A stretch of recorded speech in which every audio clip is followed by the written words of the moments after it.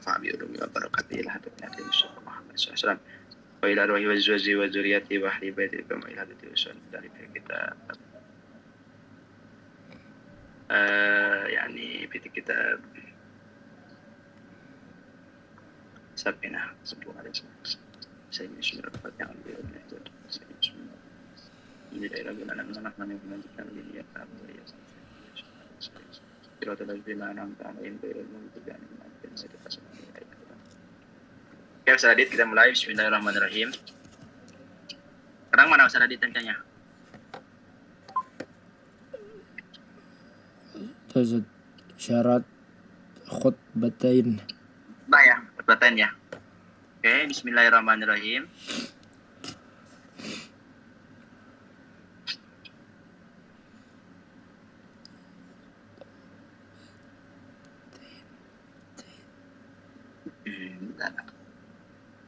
Oke.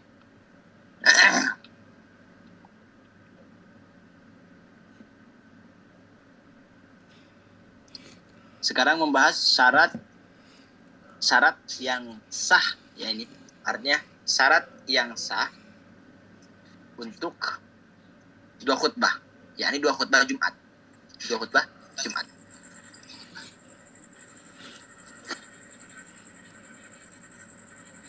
Syurutul khutbatain asyratun. Nah, di sini membahas syarat khutbah. Syarat dua khutbah itu ada 10. Bahkan lihat Ustaz Adit, antum pakai syarah kan? Bal aktar, bahkan lebih daripada 10. Afwan Zat. Jadi ini hanya disebutkannya saja ada 10. Afwan Zat, aslinya enggak kelihatan. Enggak kelihatan bagi layar antum, Zat. Oh ya Allah ya Rabbi. Lupa. Astagfirullah. Lupa Ustaz Adit, bentar. Ustaz. Untung antum ingatkan. Antum pakai syarah kan itu kasih Pak? Ada, Zat. Oke.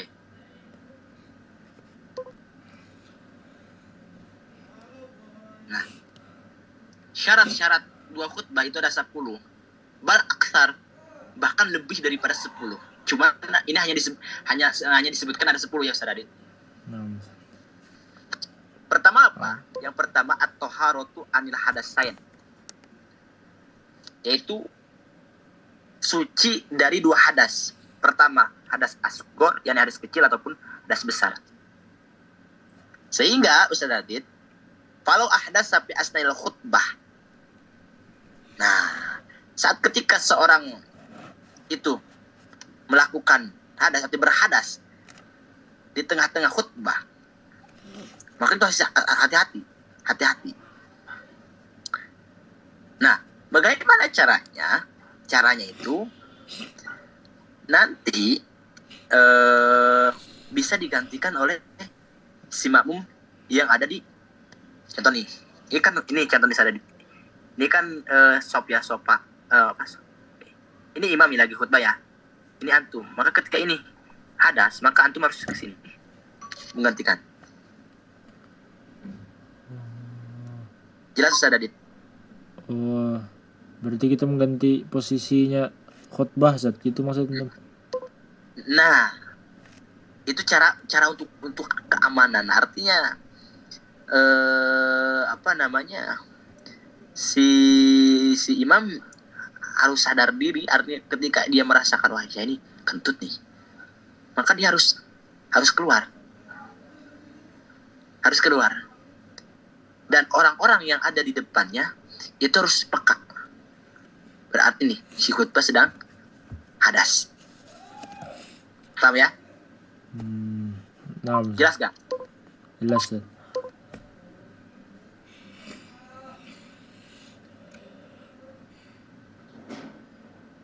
Yang kelas selanjutnya, wa thaharatu anil najasah. Yang kedua, syarat dua khutbah itu harus suci dari najis. Ustaz, suci dari apanya? Suci di dalam apanya? Pistaubi, suci di dalam pakaiannya, wal badani, dan anggota badannya, wal makani, juga tempatnya. Sebagaimana kemarin lihat sudah dijelaskan. Sudah dijelaskan. Artinya ketika di dalam pakaian si khotib ya, ini orang yang khutbah, itu ada benda najis, maka si khotib itu sudah nggak bisa. Artinya harus apa? Kayak tadi. Diganti. Harus diganti.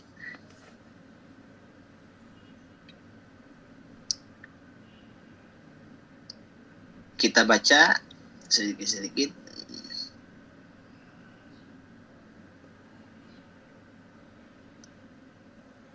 Nah, di dalam syarah ada bahasa. Ada ini. Fa in qobado biyadihi ala mahali najasati batolat khutbatuhu mutlaqon. Ketika seorang khotib menggenggam dengan tangannya di atas tempat najis, maka batal khutbahnya secara mutlak. Paham nggak menurut antum? Paham kan? Ini najis nih, ada di badannya atau di pakaiannya nih. Kemudian antum posisinya khotib biasa, dan antum genggam tempat najis tersebut, maka mutlak itu batal khutbah antum.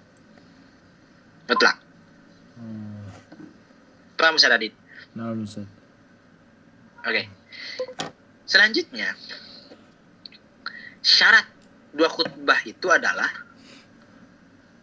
wasatrul aurat, yaitu tertutupnya aurat. Tertutupnya aurat.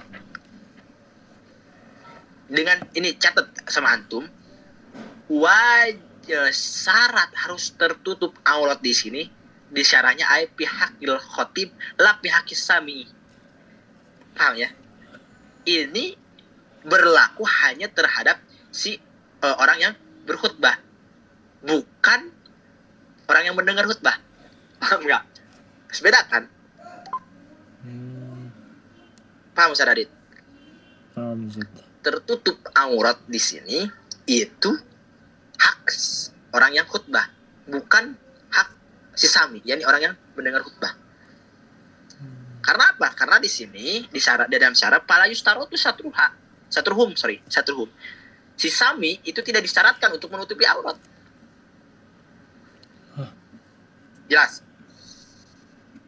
Jadi ketika antum ditanya, Sadadit atau Banat, bagaimana kalau dalam 40 orang itu ada salah satunya tidak menutupi aurat, apakah saya sah? Sah. Jadi khutbahnya, ini sah untuk melaksanakan dua khutbahnya. Adapun untuk sholat, ya sholat salah satunya harus tertutup aurat. Paham? Banat. Gitu.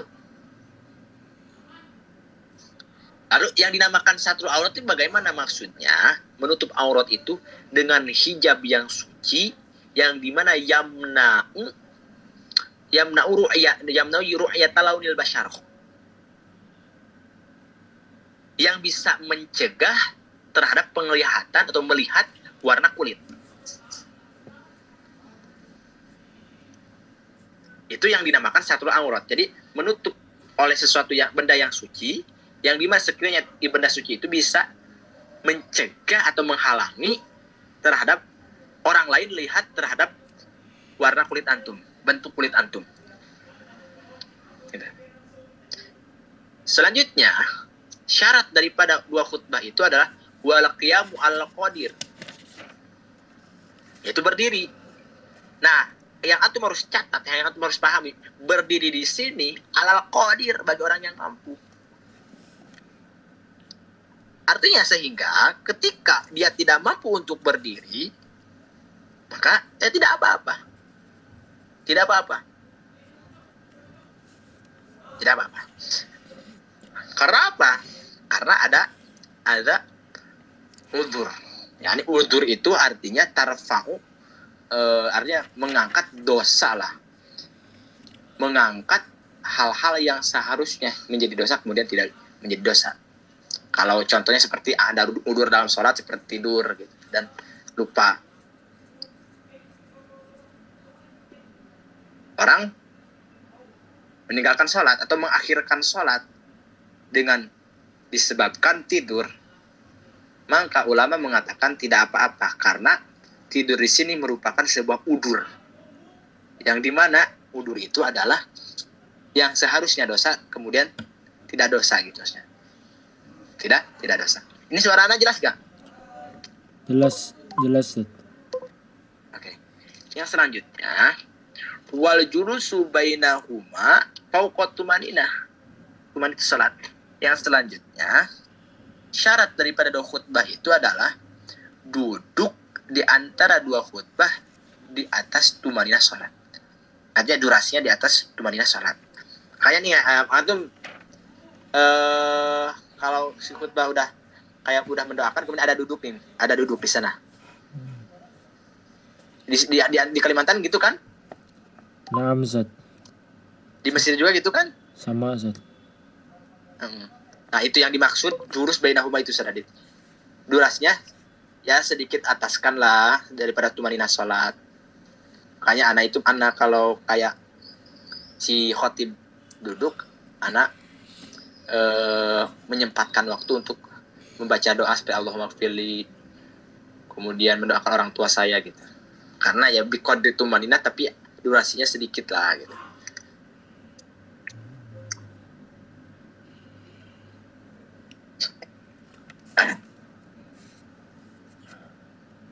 Nah, tuh kan di dalam syarahnya wal muradu bil fauqiyah guna al irtiqo ya, al irtiqo wal usul. Oke, selanjutnya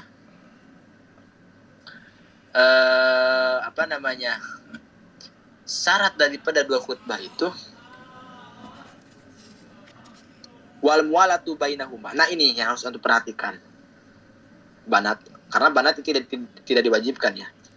Harus terus menerus, artinya harus tidak boleh ada jeda gitu di antara dua khutbah. Ketika khutbah pertama selesai, maka harus dilanjut dengan khutbah yang kedua. Itu yang dimaksud, yang diartikan dengan mualatu bainahuma. Contoh, si khotib yang pertama itu kan diakhirkan dengan adan kan, Allahu Akbar, Allahu Akbar. Kemudian setelah itu baru khotib yang kedua. Tuh, khulasanya nggak boleh ada jeda, harus continue. Yang selanjutnya wal mualatu bainahuma wa baina shalah. Yang selanjutnya kan ini, kalau ini mualatu bainahuma ini antara dua khutbah, kalau sekarang antara salat. Bagaimana prakteknya? Gini Ustaz Adit. Khotib pertama nih selesai, lanjut dengan khotib yang kedua yang dimana isinya itu kan memuji, kemudian wasiat, membaca salawat kepada Rasul, mendoakan orang mukmin gitu kan. Nah, setelah itu iqomah. Kalau di sini iqomah, kalau di Kalimantan iqomah gak usah Adit. Iqomah dulu gak? Iqomah kalau udah selesai semua khutbah Ustaz, dari 1 sampai 2. Nah, iqomah. Nah, setelah iqomah gak boleh ada jeda ya. Ustaz, jeda. Maksudnya bagaimana? Ya maksudnya harus langsung melaksanakan sholat Jumat. Enggak boleh ada jeda. Gitu. Seperti bi'al, antum lihat sarahnya Ustaz Adit, bi'al yatul faslo urfan. Seperti ya yang dimana enggak boleh lama jedanya secara urap. Secara urap lama itu berapa menit sih gitu. Nah, enggak boleh. Kalau secara urap, wah ini 5 menit sebentar, maka itu tidak dianggap. Tapi secara urap di sini itu birokatain ya, sehingga ketika seseorang sudah selesai khutbah semuanya kemudian ada jeda dengan ukuran 2 rakaat, maka itu dianggap lama Ustaz tadi. Dianggap lama.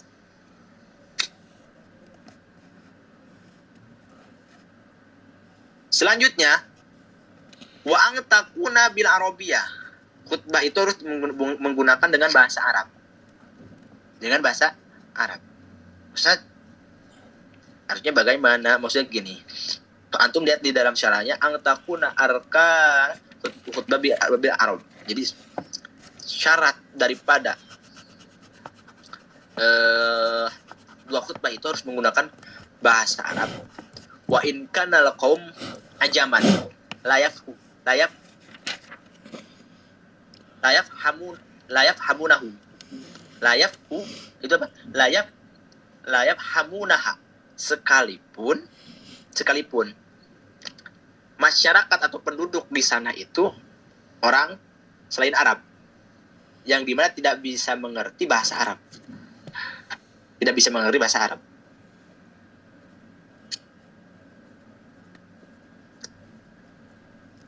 Oke. Makanya di sini yajibu ayat ta'allama wahidan minhum al-arabiyah. Wajib Ustaz Adit. Wajib, wahai banat, salah satu di antara orang yang ikut serta melaksanakan sholat Jumat wajib belajar bahasa Arab. Bagaimana Ustaz kalau semuanya nggak belajar bahasa Arab? Fa in lam yata'allam ahad minhum asamu kulhum. Kalau nggak ada yang belajar bahasa Arab, maka semuanya dosa. Jadi belajar bahasa Arab itu fardu kifayah Ustaz Adit.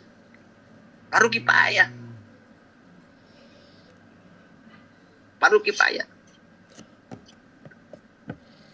Sehingga Ustaz sah nggak kalau ini Ustaz sah nggak kalau orang khutbah tetapi belum belajar. Lihat di dalam syarah wala tasih khutbatuhum qabla ta'allum. Tidak sah jadi khutbah orang-orang tersebut sebelum belajar. Artinya harus belajar dulu.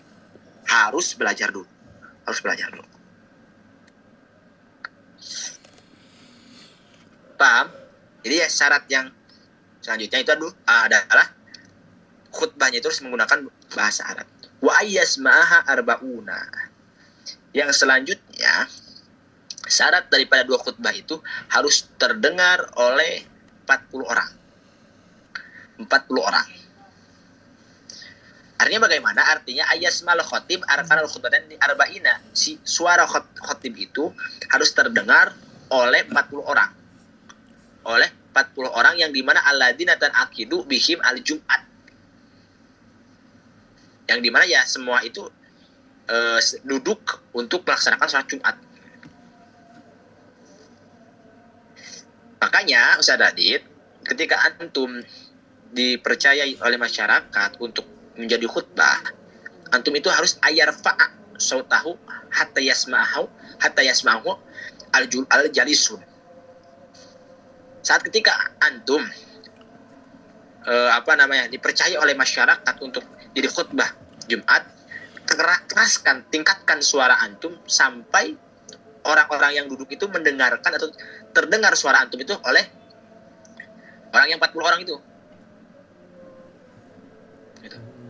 Karena apa? Karena itu merupakan daripada syarat khutbah. Harus terdengar oleh si mustami yang 40 orang. Jadi orang-orang yang duduk.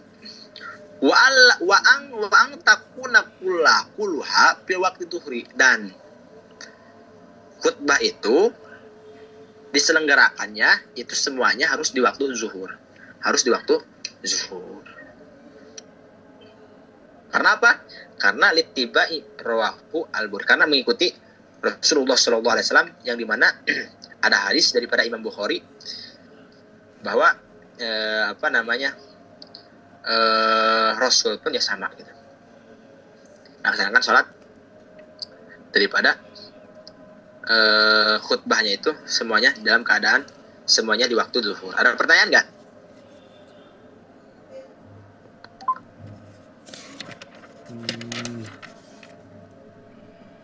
Nah di sini Ustaz Adit ada faidah. Waroda fil khabar annaman qara'a aqiba salami minal Jumat, barang siapa yang membaca setelah salam daripada Jumat, qabla ayusniya, rijlahu al-Fatihah, sebelum dia menggerakkan mengubahkan kedua kakinya, membaca apa? Membaca Fatihah, membaca Al-Ikhlas, kemudian membaca namanya surat Al-Falaq dan An-Nas sebanyak 7 kali. 7 kali, Al-Fatihah 7 kali, Al-Ikhlas 7. Antum harus catat ya, 7 kali. Kemudian Al-Falaq 7 kali, An-Nas 7 kali. Maka ghafara lahu ma taqaddama min dzanbihi wa ma ta'akhkhara. Maka dia diampuni dosa yang sudah ia lakukan dan dosa yang belum ia lakukan.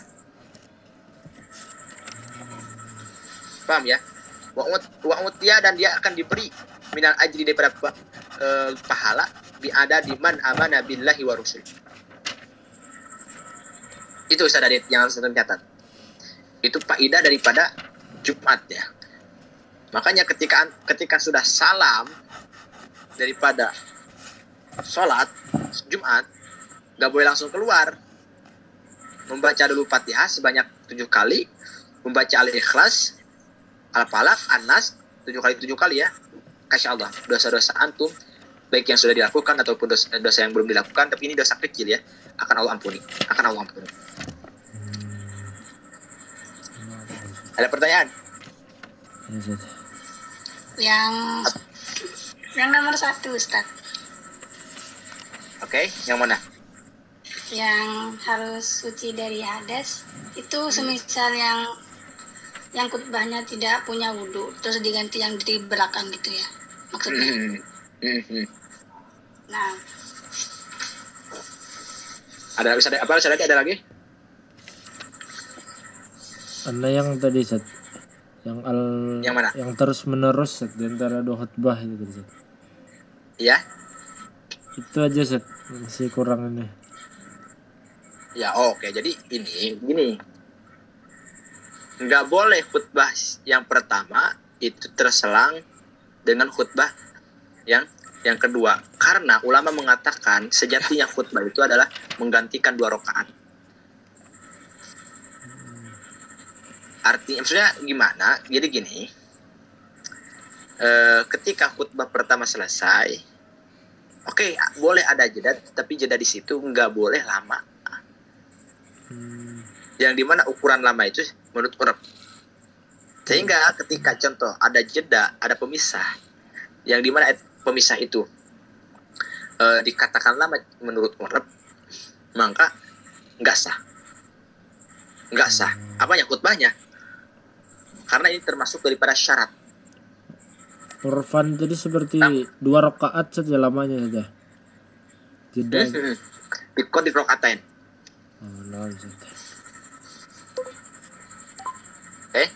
Kalau gak ada pertanyaan, kita lanjut lagi. Faslun, sekarang pasal Pima Yaljamu Al-Mait. Pasal membahas tentang kewajiban terhadap mait. Ada kewajiban untuk mait ya. Alladhi yaljamu lil mait arba'u khisal. Sesuatu yang wajib untuk mait, bagi mait itu ada 4 perkara, 4 hal. Nah, ini fardu kifayah ya. Tajhijul mait itu fardu kifayah hukumnya. Tajhijul mait itu artinya banat mengurusi mait. Itu 4 perkara yang dimana ini hukumnya adalah fardu kifayah.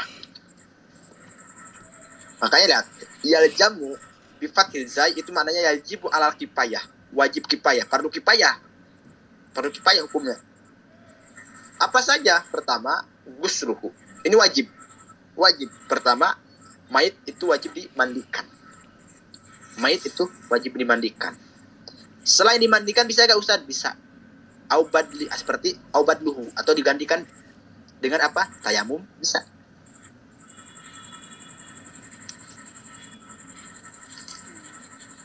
Kemudian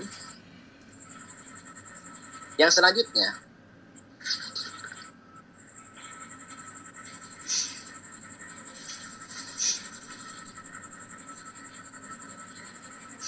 takfinuhu.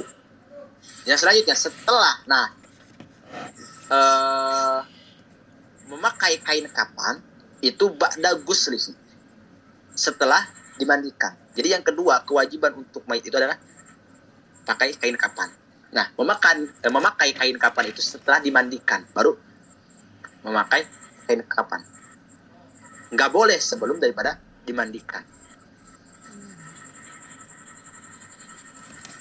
Yang selanjutnya, wajib untuk mayit itu adalah as-sholatu alaihi, yaitu menyolatkan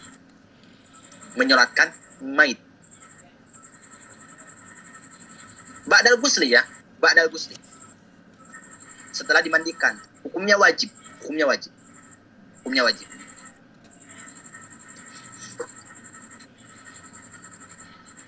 Yang terakhir, dafnuhu, yaitu menguburkan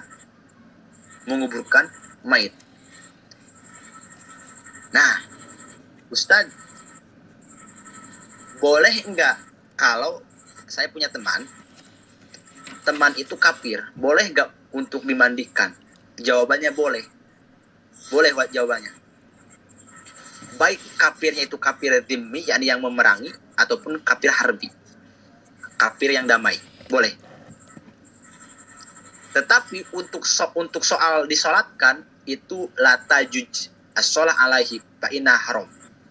Mutlak. Enggak boleh. Hukumnya haram. Jadi hanya boleh itu dimandikan, adapun disolati itu hukumnya haram, enggak boleh. Baik murtad. Baik kafir itu karena murtad bisa dari. Contoh ada orang masuk Islam kemudian dia keluar daripada Islam, meninggal, enggak boleh disolatkan, hukumnya haram, enggak boleh. Gitu. Paham Ustaz Adit? Paham Ustaz. Takutnya nanti antum ada pertanyaan yang dimana teman lagi kafir gitu. Kalau soal dimandikan ya itu boleh. Kalau disolati nggak boleh. Nah,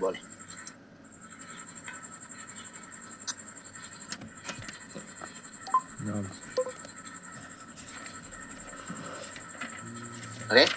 Nah, dan untuk melakukan yang 4 ini itu disyaratkan dilakukannya itu oleh orang yang paham agama. Oleh orang yang paham agama. Karena apa? Karena nggak boleh taksir, nggak boleh gegabah. Dalam tajhizul mayit, dalam mengurusi mayit nggak boleh gegabah. Karena di situ ada hakul mayit, ada hakullah, beda ya. Beda. Seperti di dalam memandikan itu harus teliti. Makanya di sini bagaimana ukuran daripada memandikan mayit? Nah, lihat aqallu ghusli. Paling minimal dalam memandikan ghusli ya, ini maksudnya ghusli. Memandikan mayit itu adalah ta'mimu badanihi bil ma'i. Yaitu meratakan badannya dengan air.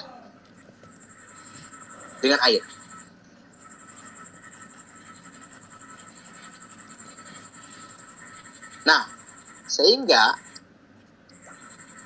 Ustaz disyaratkan tidak sebelum memandikan itu didahului menghilangkan najisnya dulu. Fala yustaratu taqaddumu ijalatin najisi anhu. Tidak disyaratkan terlebih dahulu menghilangkan najis anhu dari mayit tersebut. Enggak disyaratkan saya tadi. Oke, jadi ini paling minimal memandikan mayit itu adalah ratanya badan dengan air. Ratanya badan dengan air. Adapun wa akmaluhu, adapun paling sempurnanya di dalam memandikan mayit itu ayyagsila sau'atai, yaitu harus dimandikan sau'atai itu sadarit adalah zubur mayit harus terkena. Jadi si gosil harus mencuci area dubur mayit, kemudian kubul mayit dengan apa? Bikhir kotin malafufatin, dengan kain yang bisa membungkusnya atau melilitnya. Itu paling akmal, paling teliti lah gitu, paling teliti. Kemudian wa ayuzila al qadaro min anfihi. Dan si gosil itu berarti orang yang memandikan mayit itu harus apa? Harus menghilangkan kodar itu adalah kokotor dari hidung mayit. Kokotor ya, ini kokotor.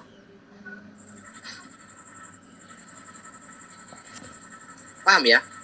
Jadi makanya kata anak, si gosil orang yang memandikan mayit itu harus teliti, harus, makanya yang paham ilmu agama.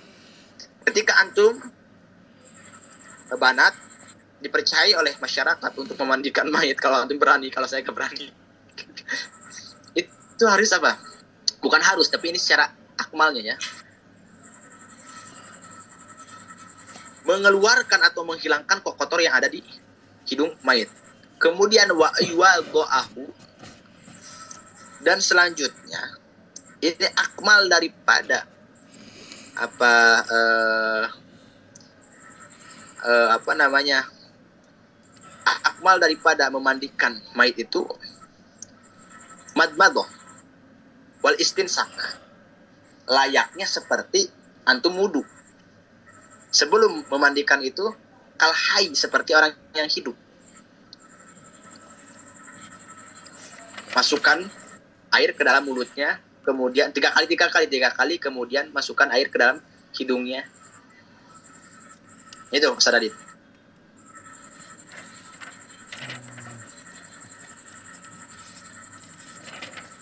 Selanjutnya, wa'an yadluka badanuhu bisadri. Yang selanjutnya, akmal daripada memandikan mayit itu, si gosil harus menggosok-gosok badannya bisadri. Bisadri itu apa namanya, dengan bentar ya, dengan sobun ya. Di sini lihat kasobun, seperti sobun. Harus digosok-gosok dulu, Sadadit. Ketika antum dipercayai untuk memandikan mayit, maka antum harus bisa kalau bisa maksimalkan badannya itu harus digosok-gosok dengan sobun. Ya, adapun tidak juga nggak apa-apa, tetapi ini berbicara dengan akmalnya gitu. Wa ayyasuba alma'a alai salasan. Dan selanjutnya, akmal daripada memandikan mayit itu, si gosil harus mengenakan air terhadap si mayit sebanyak 3 kali. Sebanyak 3 kali.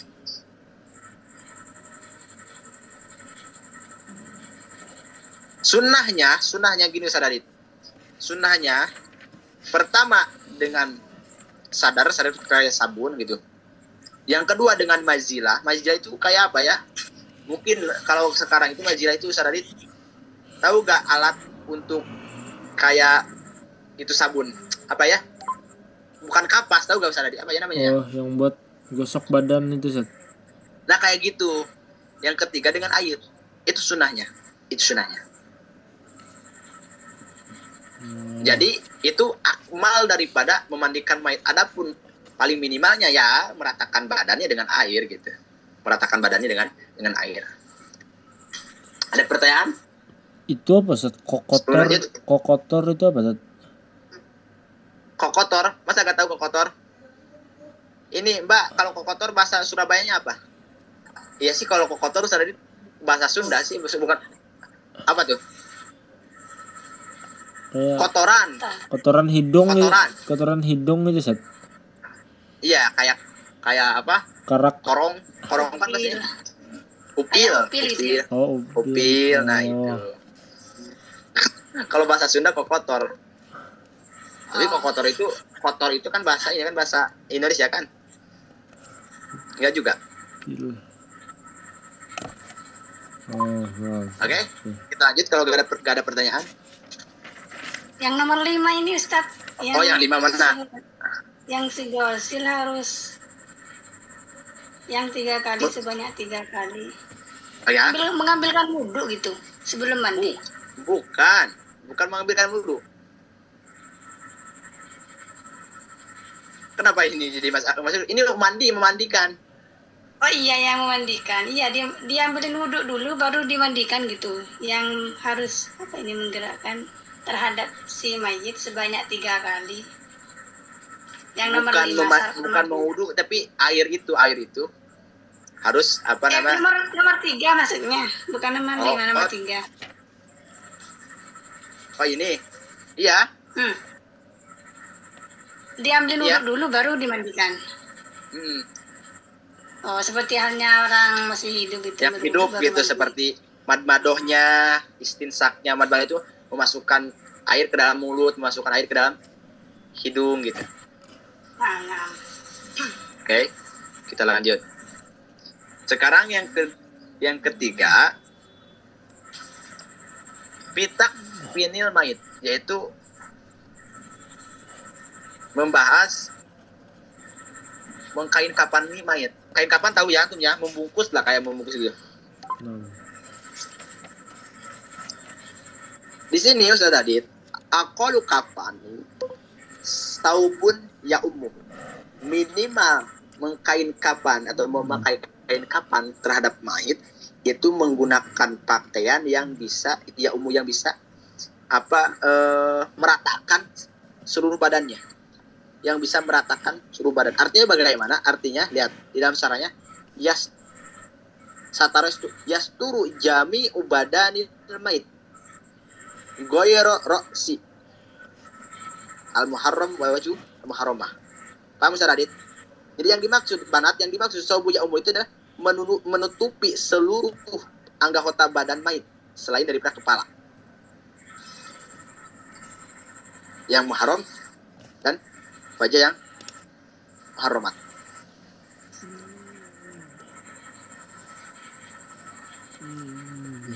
Nah,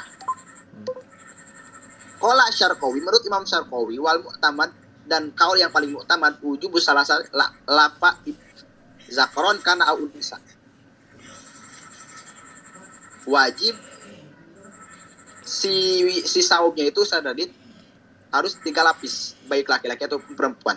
Baik laki-laki ataupun perempuan. Wa akmaluhu lirajul.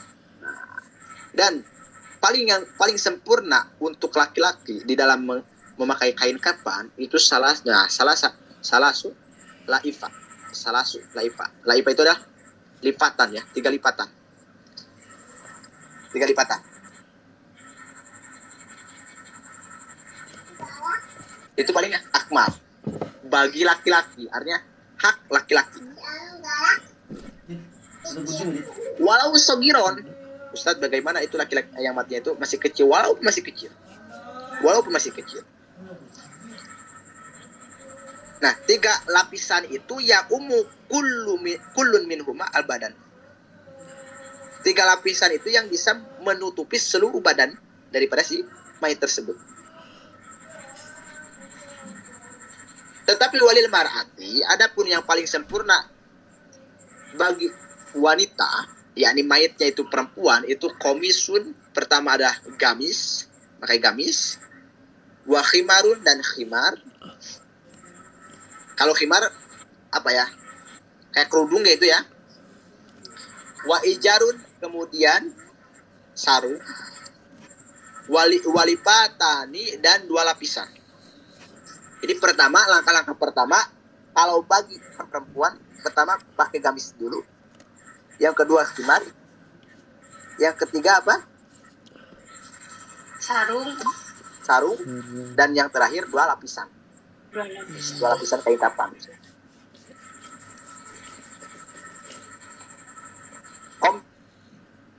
Di sini juga itu harus yakni satir li jami badan, yakni yang bisa menutupi seluruh badannya.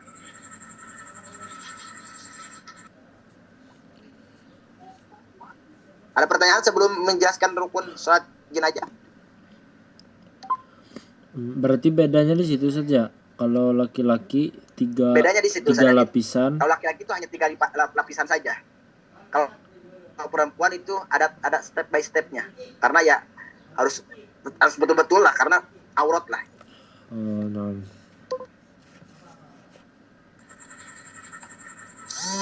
Kemudian yang selanjutnya arkanus sholat jenazah. Sekarang membahas rukun sholat jenazah.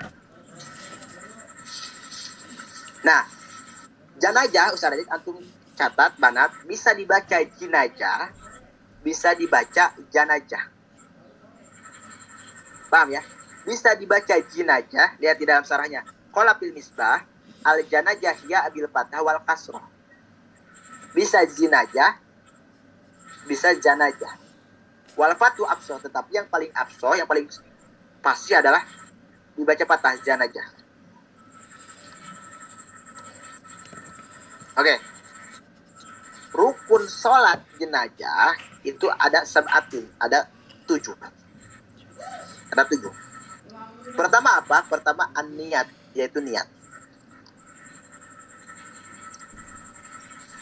Artinya bagaimana? Yajibu fiha al-qasdu wa ta'yin li sholatil janazah.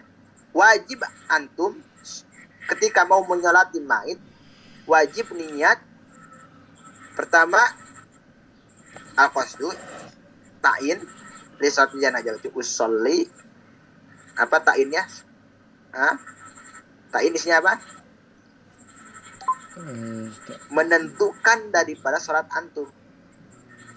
Berarti sholat hadis kayak usolli sunat, usolli sholat janazah gitu. Antum bagaimana? Kalau niat antum, kalau anak usolli hadil, usolli kalau wanita hadal bait, kalau perempuan hadil baitah.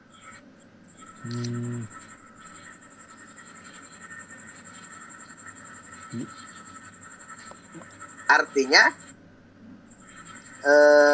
antum bagaimana Ustaz Radit? Coba. Kalau jadi imam sama makmum gimana, Zat? Apa? Kalau jadi imam kalau itu atau makmum? Kalau itu gak ngaruh. Sama aja saja niatnya. Iya. Pergi. Nawaitu sholat ala hadal mayit. Kalau perempuan ya. Kalau laki-laki, kalau perempuan ala hadihil mayit. Artinya harus ta'in. Ini mayitnya laki-laki itu perempuan gitu, Saradi. Paham ya? Fardu kifayah. Kemudian berapa takbir? 4 lillahi ta'ala. 4 takbir lillahi ta'ala.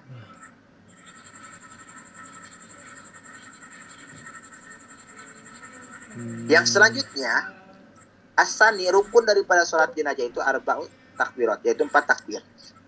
4 takbir.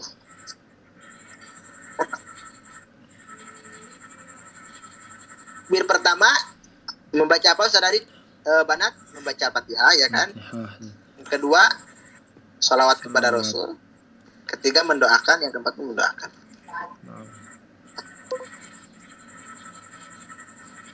Yang selanjutnya, jadi di dalam rukun sholat jenazah itu 4 takbirannya, Allahu Akbar, kemudian Fatihah, Allahu Akbar, kemudian sholawat, Allahu Akbar, kemudian mendoakan, dan Allah akan mendoakan lagi, kemudian salam. Yang selanjutnya, as-salis al-qiyamu alal qadir. Yang ketiga yaitu berdiri bagi orang yang mampu. Adapun yang tidak mampu ya duduk aja. Paham Ustaz Adit? Paham ya Banat? Nah, jadi di sini enggak lihat di dalam saranya. Antum pakai cara ya. Fa in ajaja anil qiyam, ada. Ketika dia tidak mampu untuk berdiri ya udah duduk aja. Fa in ajaja anhu itu adapun dia tidak mampu duduk ya udah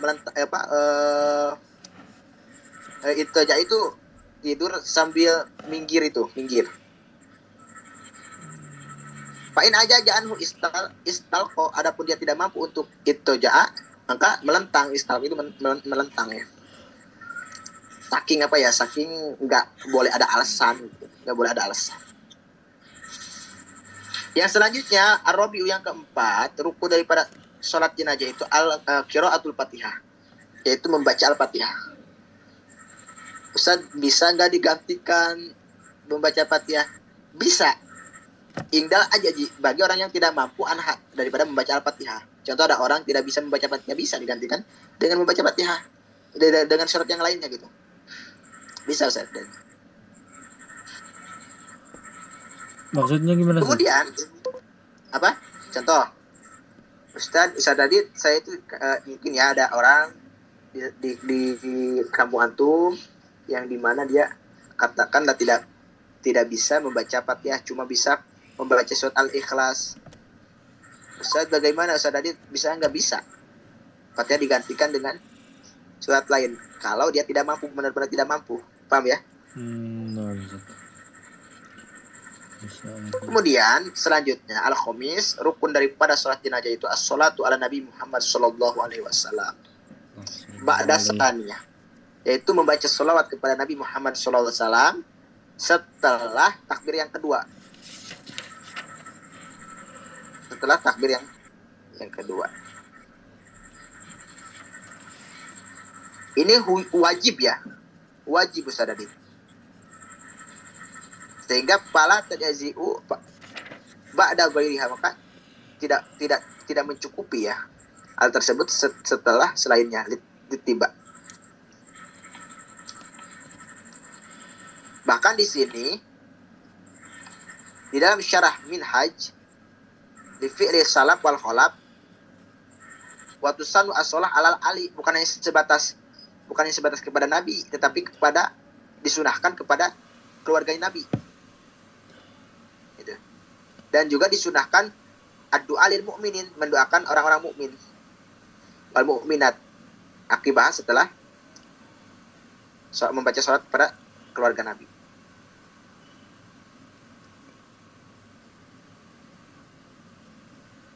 Yang selanjutnya, yang keenam, rukun daripada sholat jenazah itu ad-du'a lil mayit ba'da salisah, yaitu mendoakan mayit ya, mendoakan mayit setelah apa Ustaz Adit? Membaca sholawat kepada Nabi, dan kalau antum mau menambahkan membaca sholawat kepada keluarga Nabi dan keluarga Nabi dan mendoakan terhadap mukmin, baru di situ antum mendoakan mayit, Allah maghfir lahu warhamhu ila akhir. Yang selanjutnya as-sabi'u as-salam. Yang selanjutnya yang ketujuh, rukun daripada sholat jenazah itu adalah membaca salam, yakni ulu salam. Nah, di sini ada perkataan Imam Qulyubi ya. Setelah takbir yang keempat itu seharusnya membaca Allahumma la tahrimna ajrahu ajra salat alaihi ila akhirih, sampai lapad waghfir lana walahu wahadalai safarun, sampai itu. Tetapi itu bukan fardu ya, tetapi ini merupakan sebuah akmal, sebuah kesempurnaan.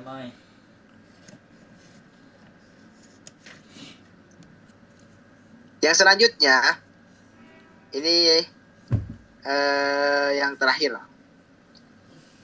bidab bil mayit, yaitu membahas masalah menguburkan mayit. Aqallu dafni, adapun paling minimal menguburkan mayit itu hufratun taktumu raihatahu wa tahrusuhu minas saba, yaitu satu hufroh. Satu hufroh itu yakni satu kuburan gitu, bukan satu kuburan, satu galian gitu, satu galian yang dimana galian itu bisa menyembunyikan baunya mayit dan bisa menjaga mayit dari hewan buas. Jadi nggak usah dalam pun bisa Ustaz Adit. Yang penting banget mayit itu baunya terjaga dan anggotanya itu jangan sampai hewan buas itu ketika mencari mangsa atau kelaparan memakan mayit tersebut.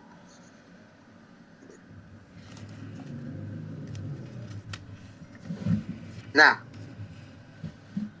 kemudian adapun kesempurnaan di dalam menguburkan mayit itu qomatun wasabtatun. Qomatun wasabtatun, yakni bi ayyakuma rajul mu'tad basitot. Jadi bagaimana prakteknya ya? Contoh nih Ustaz Adit nih. Ini kuburannya tuh. Nah, satu satu lempengan dengan apa namanya dengan tubuh antum, yang dimana ketika tangan antum ke atas kan itu pas.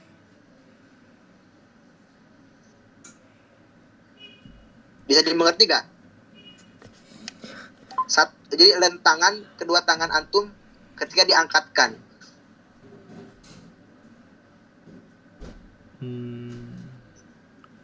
Gimana Ini kuburan nih, ini antum. Tangan antum itu, nah, ini tangan antum. Paham ya? Itu basito. Jadi melentangkan kedua tangan antum. Maksudnya tingginya saja. Tingginya. Jadi tingginya itu seperti itu. Itu paling sempurna di dalam mengkuburkan mayit. Wa yudau khadduhu ala turab, dan diletakkan pipinya di atas tanah atau debu. Tanah ya. Turab di sini ada tanah. Setelah itu kemudian wajibu taujihuhu ilal kiblat. Ini wajib ya. Wajib si mayit itu harus diarahkan ke kiblat. Wajib ini. Artinya nggak boleh. Apanya sih Ustaz yang wajib? Dadanya. Yang harus antum catat. Wajib menghadap kiblat itu adalah dadanya. Dadanya ya. Oh, berarti bukan kepalanya saja. Ya berikut dong. Kalau dada ini berikut kepala pun. Artinya kan kalau kepala itu tanpa arah kiblat pun kan bisa. Tapi dada nggak bisa. Paham gak Ustaz Adit? Hah? Gimana Zat? Ini contoh, saya praktekkan ya. Sekarang ini udah pengajiannya.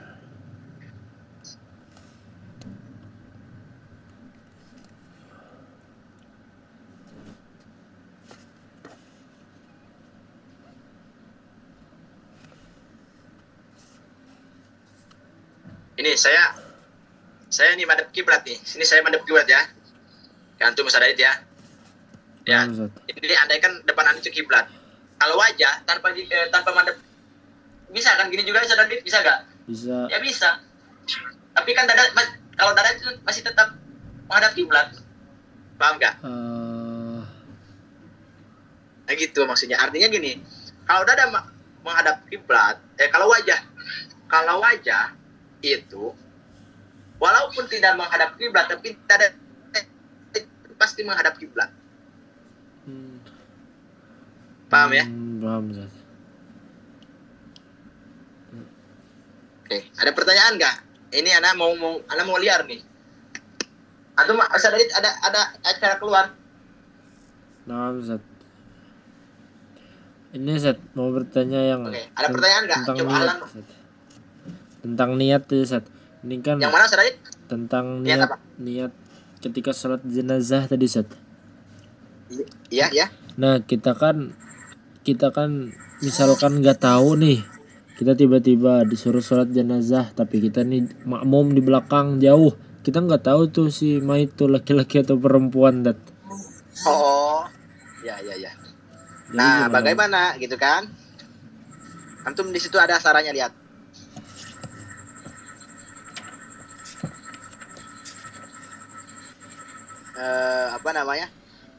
Wala yustarot ta'inul mait ala hadir bismihi wa anahu.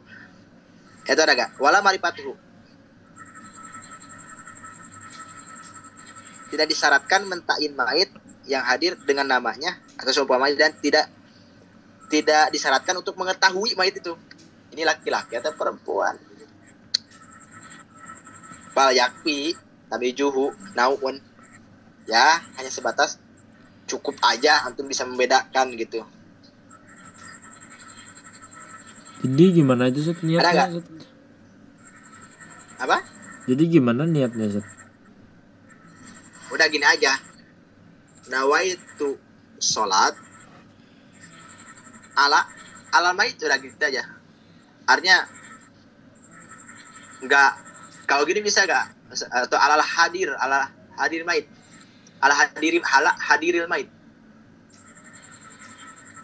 sehingga ketika mengatakan ala hadir mayit, ya hanya ada mayit yang di sana aja, yang mati hanya ada di sana saja, sehingga tidak mentain ini perempuan ataupun laki-laki. Oh, no, Ustaz. Itu.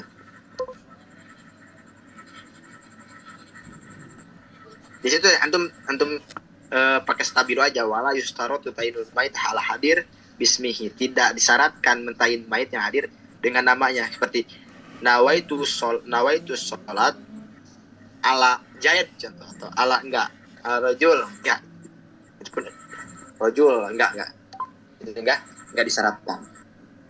Ada pertanyaan lagi sebelum anak ini? Assalamualaikum Ustaz, boleh bertanya? Waalaikumsalam. Alan boleh. Misal mayitnya itu wanita, terus ada yang head, itu boleh memandikan juga apa enggak? Oke, nah di dalam memandikan mayit bagi wanita yang sedang haid gitu kan, itu boleh-boleh aja, sah-sah aja. Cuman lebih afdolnya ya harus dengan wanita yang suci gitu. Karena hal tersebut itu pun merupakan ibadah juga, fardu kifayah. Tapi pernah di kampung saya Ustaz, kan itu orang tuanya yang meninggal, terus anaknya itu datang bulan, tapi tidak ikut memandikan, cuma ada di dekatnya. Katanya kata orang yang memandikan itu lama bersihnya, bilangnya gitu. Soalnya malaikat itu menjauh kalau ada orang yang datang bulan gitu. Kalau soal itu saya nggak tahu, itu mungkin kebudayaan di tempat, itu masing-masing kebudayaan tempat. Tapi boleh hukumnya itu Ustaz? Iya boleh, cuman lebih afdol orang yang suci. Kalau berbicara boleh ya boleh. Kalau karena itu merupakan ibadah itu kan harus suci. Nah, terus mau nanya yang rukun daripada 2 khutbah Ustaz, yang berdiri, Iya, yang mana? yang Bagi nomor orangnya? 6, yang rukun daripada 2 khutbah yang nomor 6. Yang ini yang berdiri itu yang seperti ada halnya udur itu, misalnya kalau yang jadi khutbah itu misalnya nggak bisa berdiri itu diperbolehkan gitu maksudnya? Iya boleh. Karena syarat berdiri itu bagi orang yang mampu gitu. Oke. Nah, Oke, gak ada pertanyaan lagi? Kalau gak ada, Anda tutup ya. Terima kasih semuanya, Sadadit. Anak mau ini deh ya, anak mau ada hagah dan kajian memang udah 1 jam nih, 1 jam lebih. Terima kasih semuanya atas waktunya. Semoga bermanfaat dan bisa diamalkan minimal oleh diri antum, maksimal terhadap orang lain. Wabillahi taufiq wal hidayah. Wassalamualaikum warahmatullahi taala wabarakatuh. Waalaikumsalam.